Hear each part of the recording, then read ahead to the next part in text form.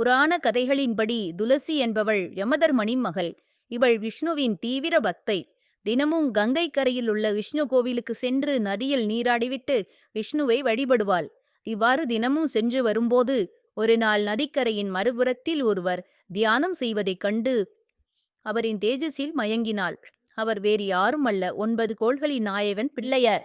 நதிக்கரையின் மறுபுறம் சென்ற துளசி விநாயகரிடம் தனது காதலையும் தன்னை திருமணம் செய்து கொள்ள வேண்டும் என்ற தனது விருப்பத்தையும் தெரிவித்தாள். ஆனால் விநாயகரோ துளசியின் ஆசையை நிராகரித்து விட்டார். காரணம் கேட்ட துளசியிடம், எனக்கு என் தாய் பார்வதி தேவி போன்ற பெண்தான் மனைவியாக அமைய வேண்டும் என்று கூறிவிட்டார்.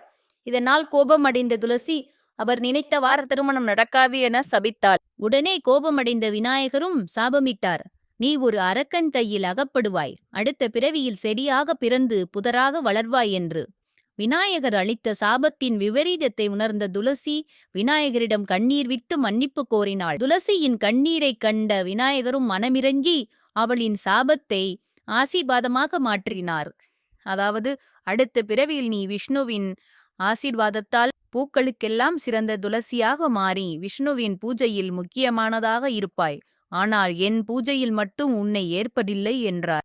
இப்படி சபித்து விட்டீர்களே, ஒரு நாளேனும் உங்கள் திருமேனியை அலங்கரிக்க அருள் புரிய வேண்டும் என்றாள். அவள் கோரிக்கைக்கு இணங்க விநாயகர் சதுர்த்தி தின நாள் மட்டும் என் திருமேனியை நீ அலங்கரிக்கலாம் என்று வரம் அளித்தார். இதனால்தான் துளசி செடியில் அருகில் விநாயகர் சிலை வைப்பதோ அல்லது விநாயகருக்கு துளசியை வைத்து அர்ச்சனை செய்வதோ இல்லை.